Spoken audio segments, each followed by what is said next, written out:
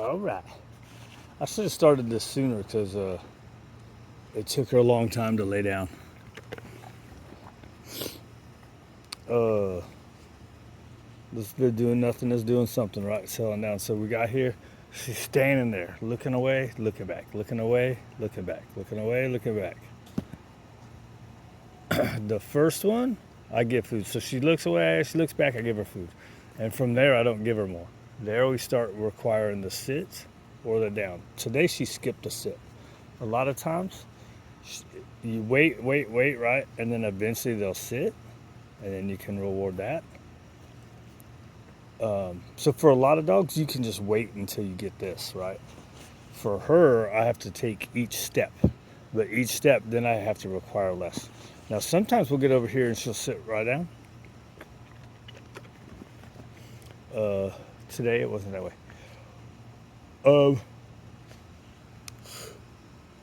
So the other side of the rescue coin, right? So the other day I was talking about, because I saw somebody's post and it piqued my thinking, right? A lot of times we're looking for just the right person, and we're passing up really good ones, right? Waiting for the perfect one when we could be on to the next one. And we've got so many dogs here that we kind of have to do that, but we have to watch it because, so the shelter I worked at, the problem I started having there is they weren't like this at first. At least maybe I just hadn't seen it until later on.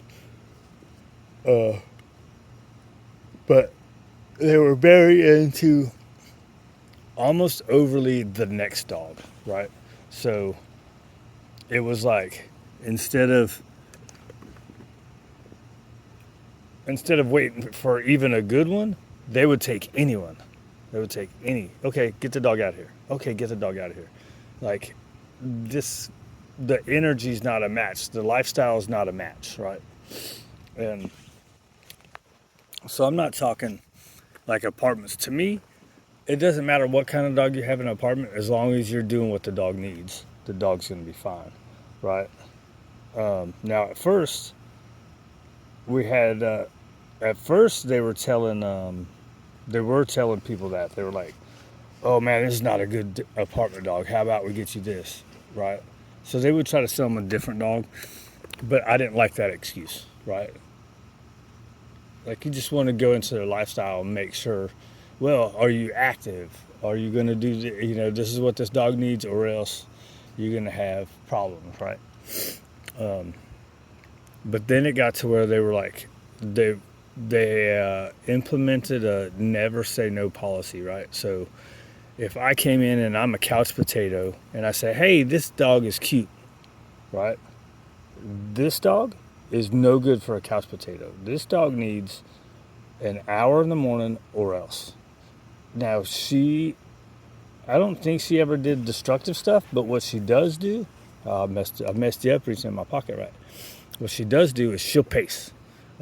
Like if she hasn't had enough exercise, she'll pace. And sometimes she sort of kind of paces, but it's not bad.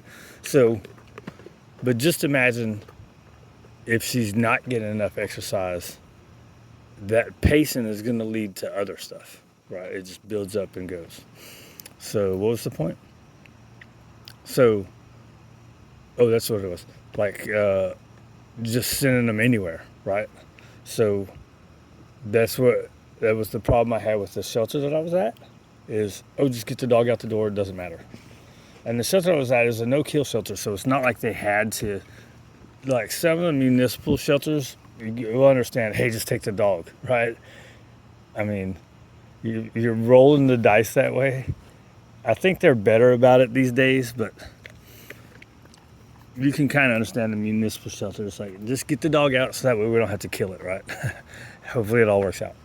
But in the smaller no-kill shelters, you have time to make sure it's a good adoption.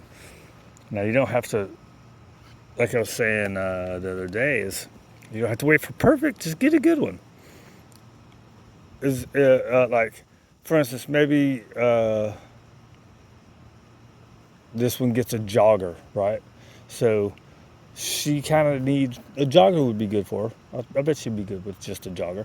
But she kind of needs somebody that would take her and it has some kind of field that she can chase the rabbits, right? Some kind of controlled field. That would be awesome.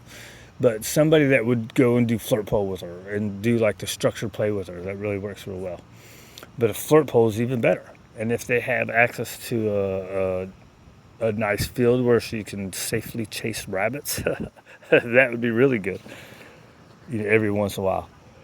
Or somebody that's interested in learning how to do scent work. Right.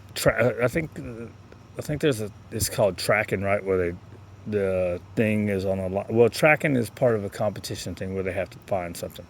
But there's this cool like line thing that a flag goes down and the dogs chase it. Man, they get flying on that thing. That would be really good for her.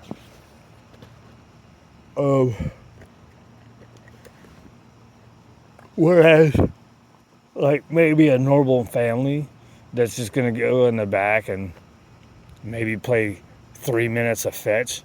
That's not good enough for her. That's good enough for a lot of other dogs, right? So that's the fine line that in the rescue world, it kind of seems like a lot of people we don't try to straddle it, right? Or wait, we are straddling it. I don't know, whatever. Like instead of riding that line of, hey, let's get a good one, it's we got to have a perfect one or just get him out the door. I'm sure that's not true, but it feels like sometimes, like with all the posts I see on Facebook, like some are like looking for perfect and then they're like guilt tripping people into, like there's stuff like, how do we not have any interest? Oh my God, right? But then they're saying no to too many people. Now, is that really happening behind closed doors? I don't know. That's just what the person posed. So it makes sense. But it does kind of seem that way. And then there's other ones that are like, hey, just get them out the door and then we'll deal with it from there. Instead of trying to lessen the amount of returns, it's like, who cares? We'll deal with it when it happens.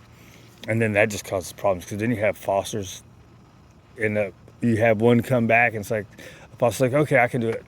And then fosters are putting themselves over the top because they're trying to help them. And then we have all these boarding places full of dogs down here.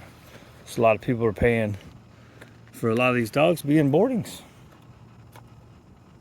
And some are in training, right? They send some to training. And the bad part of some of the boarding trains, right, is take the dog for 4 to 6 weeks. And then the dog's going to a foster who's not going to keep up with the work, or it's going to a boarding facility, which is even worse. Right? At least going to a foster. Fosters will usually do some work, not a ton of work. Because they usually have their own lives. They usually have other dogs. It's kind of, it seems like I'm seeing a lot of that too, is there's a lot of people that want multi-dogs and not very many people that want single dogs. Have a lot of dogs. They kind of need to be single dogs. We have a lot of dogs that can be multi-dogs, but you need to kind of work it first. Some are multi-dogs and easy. Some are multi-dogs, you got to work it.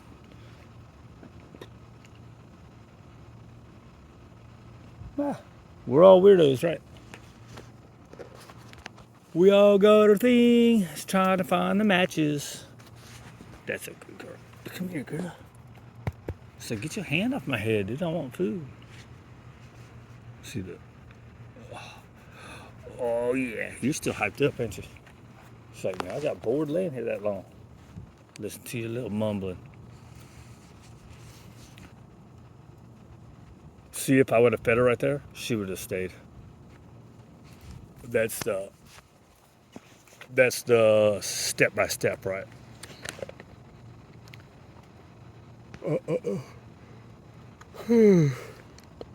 Hey girl, what's your name is?